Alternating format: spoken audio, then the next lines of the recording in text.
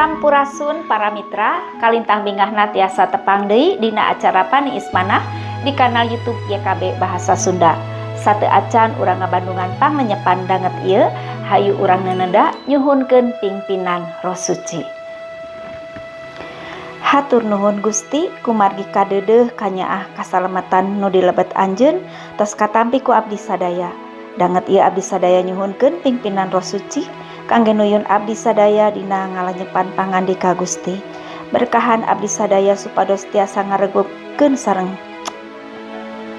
Hatur nuhun Gusti kumargi kadeudeuh kanyaah kasalamatan nu dilebet anjeun tos katampi ku abdi sadaya. Danget ieu abdi sadaya nyuhunkeun pingpinan Roh Suci kangge nuyun abdi sadaya dina ngalanyepan pangandika Gusti. Berkahan abdi sadaya supados tiasa ngaregepkeun sareng ngalarapkeunana dina kahirupan sadidinten. Dilebet nami Gusti Yesus Kristus. Amin. Para mitra lenyepaneun urang dinten ieu dicuta tina buku renungan wasiat anu dijudulan Hikmah dina Kasabaran. Dumasar serat Yakobus pasal 1 ayat 2 dugi ka ayat nu ka-8. Sarengna janten puseur panglenyepan urang nyaeta ayatna nu ka-8 anu ungelna kieu. Jelema kitu hatena midua bae, sikepna taya katang tuanana, jadi ulah ngarepkeun meunang naon-naon ti pangeran. Para mitra panulis serat Yakobus ngawitan seratna ku kalimah kontroversial. Dulur-dulur upama aranjeun meunang rupa-rupa gogoda, anggap eta saperti meunang rahmat bae. Kitu diseratkeunana. Sanesna nampi kana gogoda, panulis serat Yakobus nitenan gogoda atanapi cocobi teh mangrupi metode, mangrupi cara, sarana atanapi ibarat ujian iman sangkan ningkin mantep. Aranjeuna anu lulus nyaeta anu tetep palercanten ka Gusti dina sajeroning nandangan cocobi baris langkung tabah sareng mantep dina iman. Para mitra sesahna mahamkeun ajaran kieu nyaeta aya dina panalar atanapi pola pikir panulis serat. Apana dina panada Gusti diseratkeun kieu? Mugi abdi ulah diterapan ku cocoba anu abot. Apana normal upami jalmi nolak sareng ngahindar cocobi? Ilaharna saurangan janten ancur jalaran cocobi.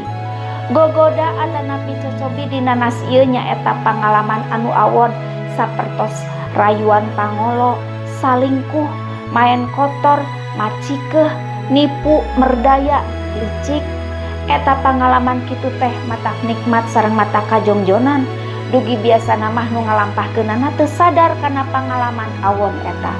Nalika sadar anjeunna tos aya di sisi jungkrang piancureun, tos telat kulawargana paburantak, jalmi tos teu percanten deui diudag-udag ku hukuman. Para mitra kumargi pangalaman awon nu matak nyanduk itu, pangandika Gusti maparin pituduh sareng nasehat. Nyuhunkeun ka Gusti dipaparin hikmah kawijaksanaan atanapi budi akal netepkeun jalan urang sangkan teu midua ati. Pilihan urang ngarancabang antara kanikmatan semu, kasenangan nu teu sampurna sareng usaha satekah pola riripuhan dina merjoangkeun kasalehan hirup. Hayu urang neneda. Hatur nuhun Gusti kangge pedaran danget ieu di mana abdi sadaya tiasa terang rehna gogoda atanapi cocobi teh ibarat ujian iman kangge abdi sadaya supados langkung tabah sareng mantep dina iman. Berkahan abdi sadaya supados tiasa ngalarapkeun pangandika Gusti dina kahirupan sadidinten. Pasihan abdi sadaya hikmah kawijaksanaan sangkan teu midua ati salawasna pengkuh kana pangandika Gusti. Panada ieu disuhunkeun dilebet asmaning Gusti Yesus Kristus. Hatur nuhun Gusti. Amin. Para mitra rutina sakitu anu kapihatur panglenyepan dinten ieu pamugi tiasa janten berkah kangge urang sadayana. Ulah hilap subscribe, like sareng bagikeun kami sanes.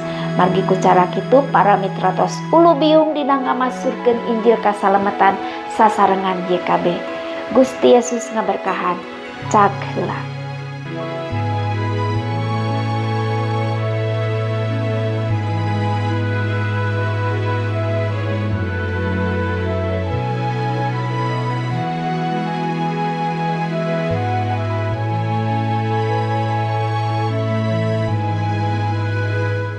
Sahabat, mari dukung pelayanan dan pekabaran Injil melalui YKB dengan membagikan link acara ini kepada sebanyak mungkin orang.